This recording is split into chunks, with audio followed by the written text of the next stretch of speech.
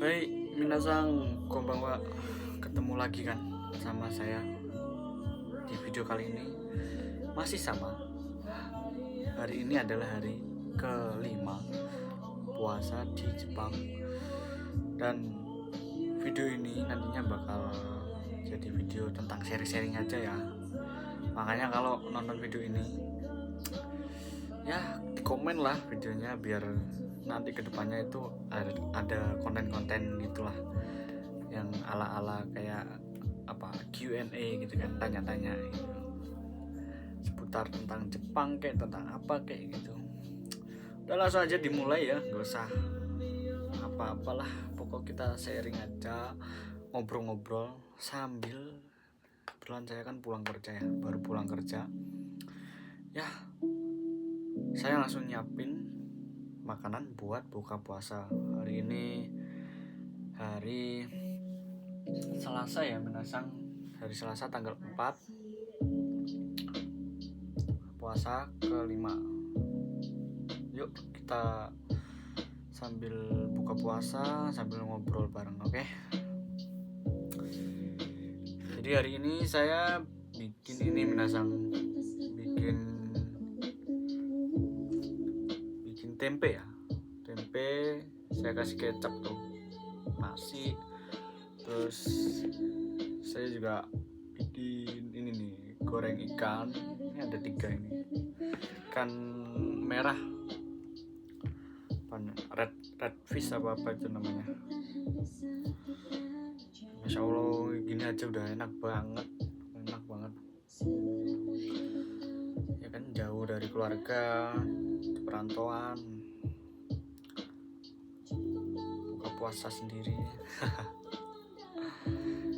Bismillahirrahmanirrahim. Bismillahirrahmanirrahim. Sambil makan ya menasang, sambil ngobrol-ngobrol.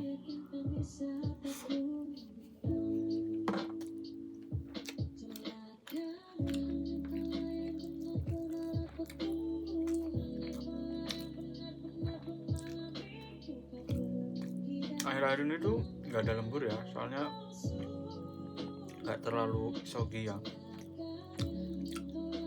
lagi hima, lagi senggang, barangnya dikit. Biasanya kalau barangnya banyak tuh sebelum lembur gitu kan, selesaiin gitu. Kebetulan kan saya kan kerjaan di ini perakitan pompa. Mungkin ada yang tahu ya, pompa buat kolam ikan, buat tambak gitu. Torishima, perusahaan saya Torishima Pompu.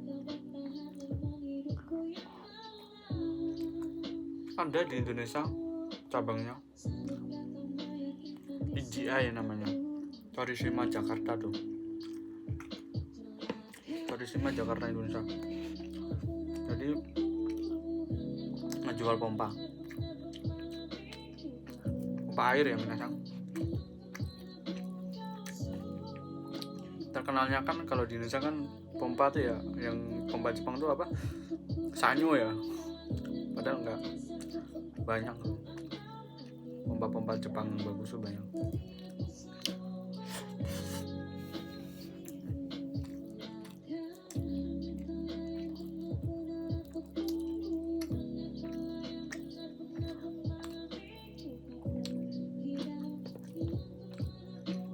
Oh ya menasang, untuk apa ya, kehidupan di Jepang itu sebenarnya semuanya tuh teratur banget, tertata rapi banget. Contoh dari pajaknya aja tertata rapi loh, teratur banget loh, kita bayar pajak tuh, dan bener-bener kerasa banget, kepakai banget. Ini ya sekedar sharing ya, saya kemarin akhir-akhir ini kan sakit gigi. Oyashirazu tuh gigi bungsu paling belakang, gede banget tuh sakit banget. Waktu saya ke rumah sakit tuh periksa di rongsen kan, rentogen itu ronsen tuh kelihatan tuh apa namanya, giginya tuh arahnya bukan ke atas ya, malah ke depan gini, jadi nancep ke gigi depannya. Akhirnya gimana, akhirnya ya tiga-tiganya kerasa nyeri banget ya, gara-gara ini ke bentur sama Oyashirazu itu, gigi bungsunya itu.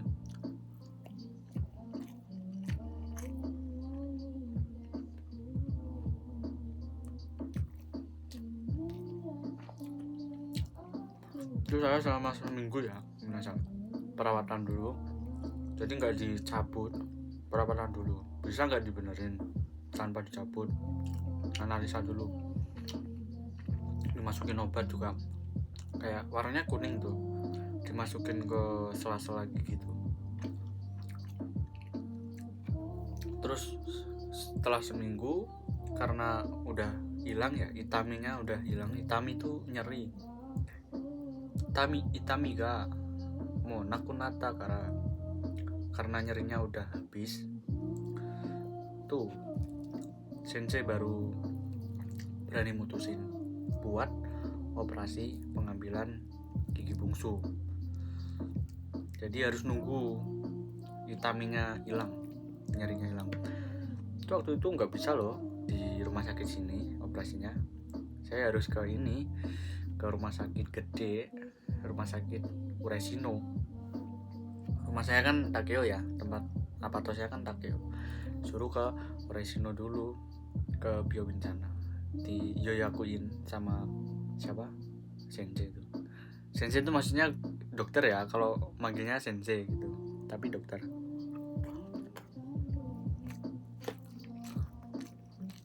Pengalaman pertama kali nyabut gigi dan di Jepang, perasaan deg-degan banget ya, kayak gimana ya cabut gigi tuh, penasaran banget. Dan banyak kan tuh waktu ngobrol sama orang perusahaan tuh agak greget juga kan, cerita kan saya kalau mau cabut gigi bungsu, katanya tuh gini, sanbung no ichi ya, sanbung no ichi oboetete, maksudnya tuh sanbung no ichi tuh 3:1, 3/1 gitu. Maksudnya 3 orang yang operasi itu, misal 3 orang yang operasi, cuma 1 yang selamat, digituin. Parah banget sama temen kayak satu, parah banget, ditakut-takutin deh. Tapi alhamdulillah seminggu Cirio itu perawatan, habis itu dikasih surat rujukan ke rumah sakit Uresino, ke rumah sakit sana. Pergi ke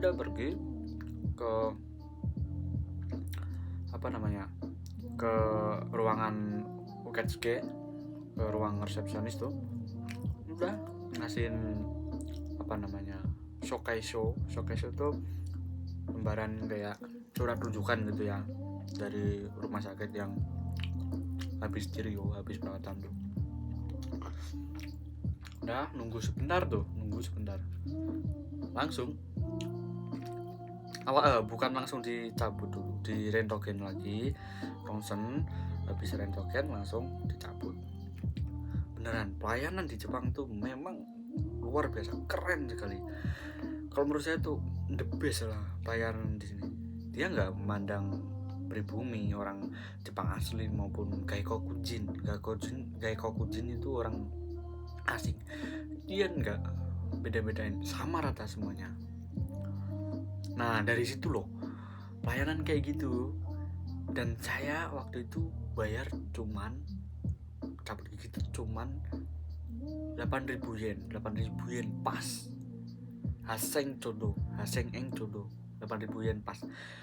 Itu saya ngerasa banget kayak hokengso atau pajak yang saya bayar itu kayak saya dapetin, bener-bener kerasa banget. Oh ya, saya tuh bayar pajak, makanya saya dapat fasilitas kayak gini. Itu tuh ngerasain banget, beneran tuh, nggak bohong. Kan nggak percaya, coba aja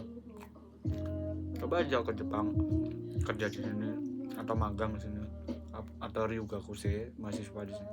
Rasain tuh pajak yang teman-teman bayar. kerasa ya. Harusnya itu bayarnya 2 mang 500 2 mang setengah sampai 3 mangan, sekitar 3 mang itu sekitar 2.500.000 sampai 3 jutaan.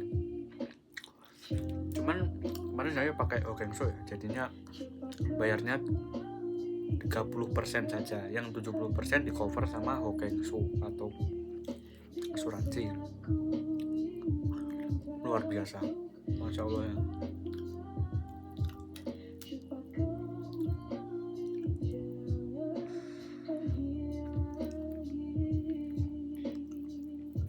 Kalau mau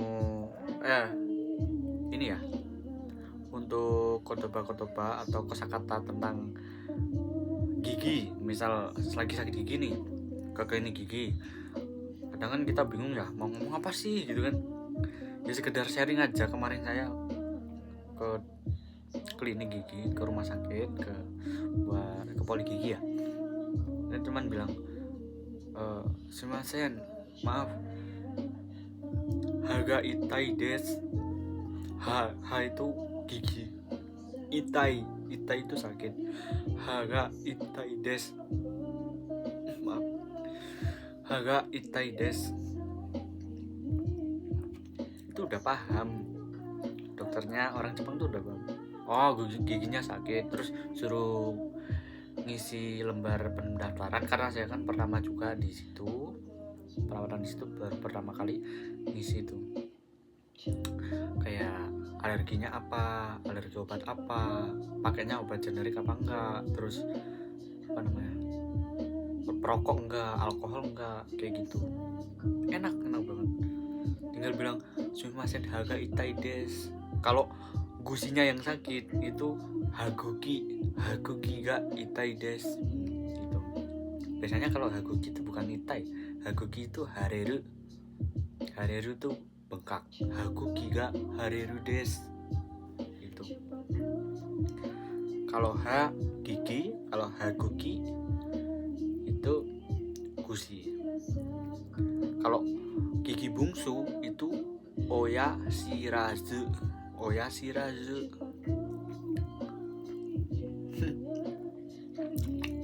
Agak susah ya.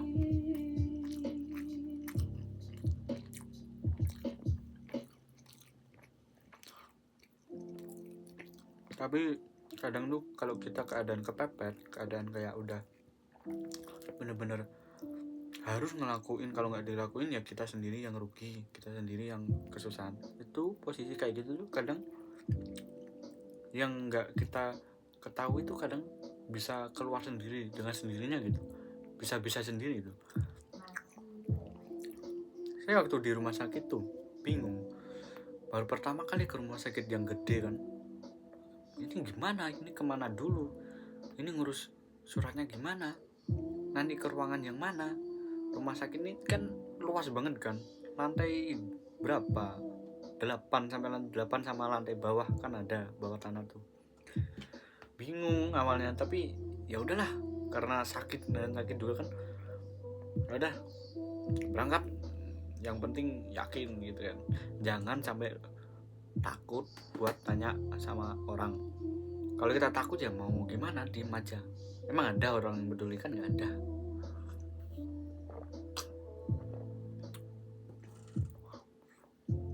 Dan di Jepang tuh kalau kita sakit terus ke klinik atau ke rumah sakit tuh, obatnya itu kita nggak langsung dapet dari dokter.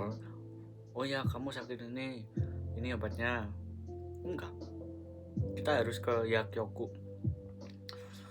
Yakyoku nih, ikanai to dekinai teyu imi desu ne. Jadi artinya tuh kalau nggak pergi ke Yakyoku yang nggak bisa, cuman bayar pengobatan aja tapi nggak dapet obatnya, harus ke Yakyoku buat nebus obat. Itu tuh yang gimana ya, agak makan waktu juga. Terus misal kita sendirian berobatnya, kayak kemarin saya tuh ngerasain sendiri habis cabut gitu kan ya, terus ngerasain sakit sendiri, jauh kan perjalanan, ngebis juga, naik bis, terus harus ke Yakyoku. Itu kayak ya harus ada effort, tambahan effort lagi.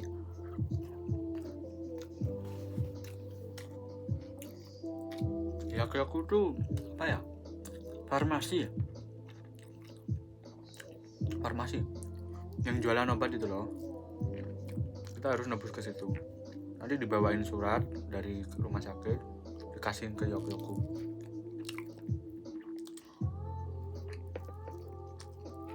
Enak loh, enak banget dijelasin gitu, pelan-pelan. Ichinichi de sankai nomimas gitu katanya. Jadi minumnya 3 kali, sankai. San tuh 3 kai itu kali, 3 kali. Ichinichi satu sehari ya, kayak gitu. Terus jelasin sankai wa asato hiruto yoru desu ne gitu katanya. 3 kalinya itu pagi, siang, sama malam gitu.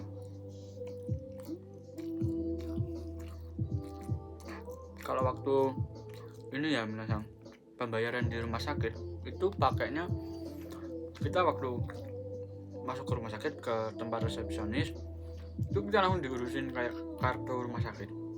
Kalau pertama kali langsung dibikinin, pertama kali di rumah sakit itu datang tuh, baru pertama kali langsung dibikinin kartu rumah sakit. Jadi nanti kalau udah selesai perawatan atau entahlah itu udah selesai pembayarannya, itu kita masukin kartu ke kayak mesin ATM gitu, terus keluar tagihannya, kita harus bayar berapa. Misal saya kemarin Haseng eng 8.000 yen, ini udah tinggal masukin uang 8.000. Oke, mantap, cuman gitu doang, simple beneran, luar biasa pokok pelayanannya.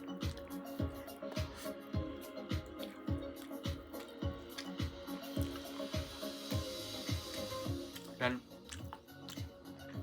buat minasang, ini sedikit informasi ya. Saya awalnya takut pakai Hokensho. Karena apa? Hokensho saya itu Hokensho yang lama, kartu Hokensho yang lama.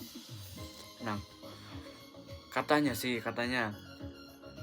ada kabar bahwasanya Hokensho itu jadi satu sama main nambah.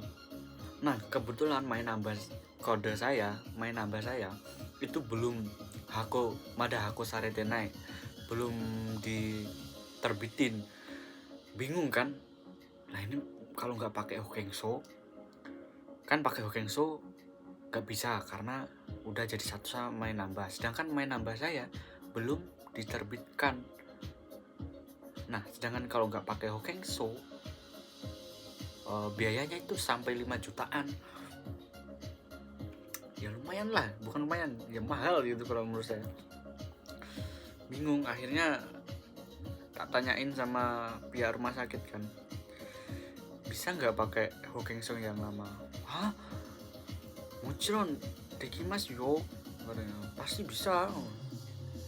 Terus saya tanyain dimanapun bisa atau cuma di sini aja, katanya dimanapun bisa. Ternyata informasinya tuh Hokensho dijadiin satu sama nambah itu peraturan baru, itu untuk apa ya, mempermudah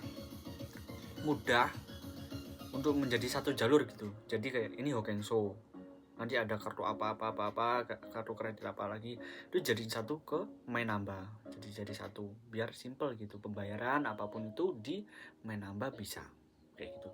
Sedangkan pakai Hokensho itu masih bisa juga, bukan kok Hokensho itu nggak bisa, enggak, pakai Hokensho bisa.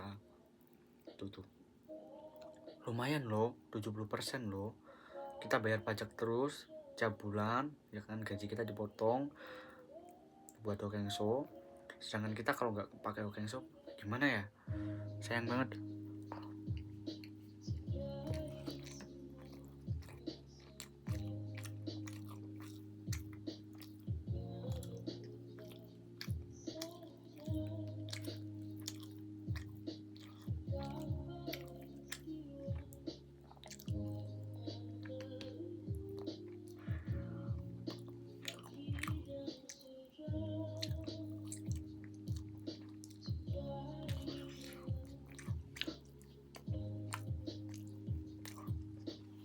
Masya Allah, enak banget.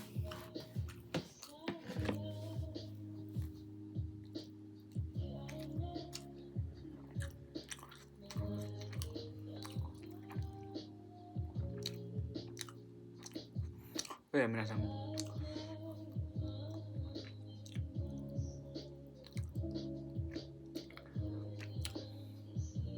Sambil belajar bahasa Jepang dikit-dikit ya. Jadi di video ini kan biar nggak ngobrol doang, nggak ngoceh doang kan, gedabrus gitu. Sambil belajar bahasa Jepang pelan-pelan. Sebenarnya gampang sih, simple. Kalau kita mau belajar dasarnya tuh simple. Contoh nih, gue deh. Ini kan namanya, ini kan tempe ya, tempe. Saya akan makan tempe. Saya makan tempe ya. Saya watashi. Tempe. Makan tabemas. Berarti watashi wa tempe o tabemas. Saya makan tempe. Kemudian apalagi yang contoh gampang lagi. Saya minum susu. Nah, ini susu. Susu itu namanya miruku kalau bahasa Jepangnya. Minum itu nomimas. Saya watashi. Jadi gimana? Watashi wa miruku wo tabemas. Maaf, nomimas. Saya minum susu. Simpel kayak gitu. Kalau misal nanya, kamu makan apa gitu? Kamu itu anata. Makan tabemas. Apa? Nani.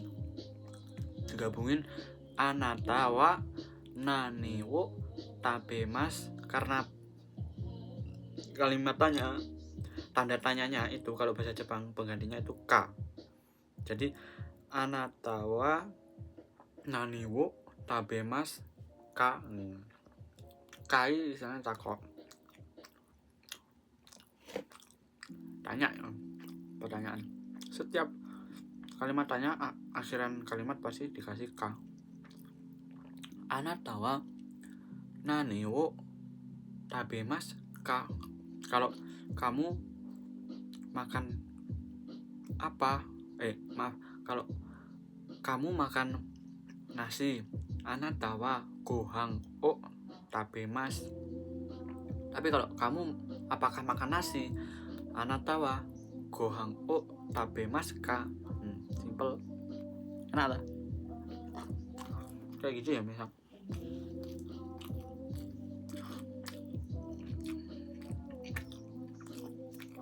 Kadang orang Jepang tuh, kita ngomong pokok, kita tahu kotoba, tahu kosakata, entah kosakata kata kerja, kata benda.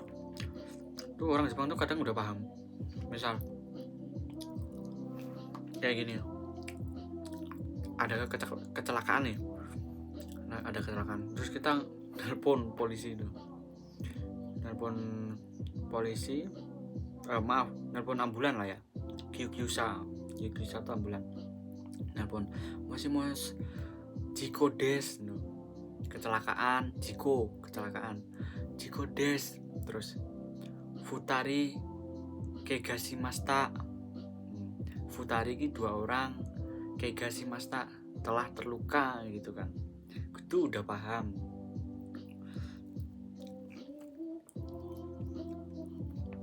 Simple. Nggak perlu kayak harus ngomong yang mos Bayu des, choto kochira de kegashiteru hito ga imasu node, choto kochira ni gite kudasai. Kayak gitu juga usah terlalu ribet. Tinggal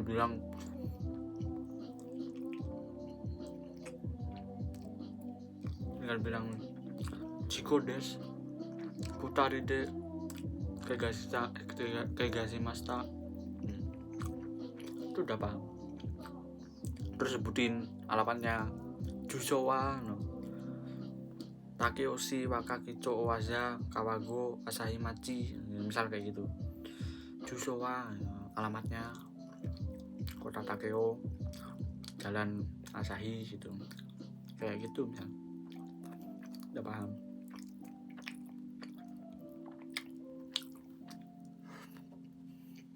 Oh ya, minasang. Di Jepang tuh ya, kalau kita misal butuh minum apa-apa kayak di sembarang tempat, dimanapun tempat, itu banyak banget namanya tuh Jidohang Baiki, mesin penjual otomatis. Jidohang Baiki. Jadi minasang tuh bisa beli minuman seger tuh, dingin juga ada, anget juga ada, tinggal masukin uang koin. Kalau uang kertas tuh maksimal 1000 yen, di atas 1000 yen nggak bisa. Terus uang koin tuh minimal 10 yen.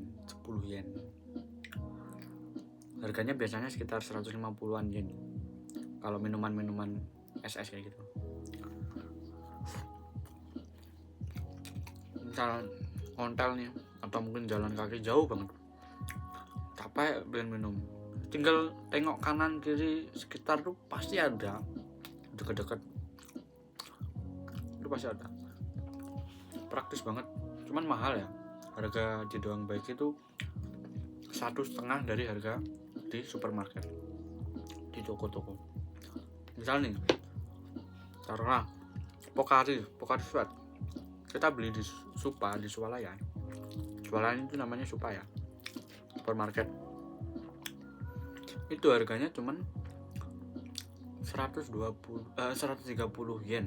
Tapi nanti kalau di Jidohang Baiki yang kecil aja, bukan yang gede ya, yang kecil aja, itu harganya 180 loh, bisa 2 kali lipat. Kayak gitu ya memang. Ya ada lebihnya ada kurangnya.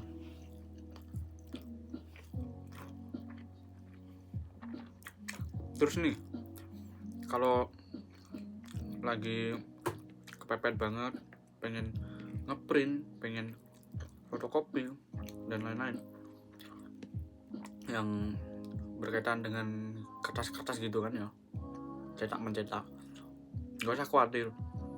Biasanya di Rebung, kalau nggak di Sebung ya di Family Mart itu ada loh mesinnya, tinggal kita bisa pakainya apa enggak. Saya dulu fotokopi paspor waktu dapat bantuan dari pemerintah tuh, kan harus ngirim surat, harus fotokopi paspor sama share kado itu kan buat ngecocokin. Itu saya ini loh fotokopi di Family Mart, bisa loh itu. Simple.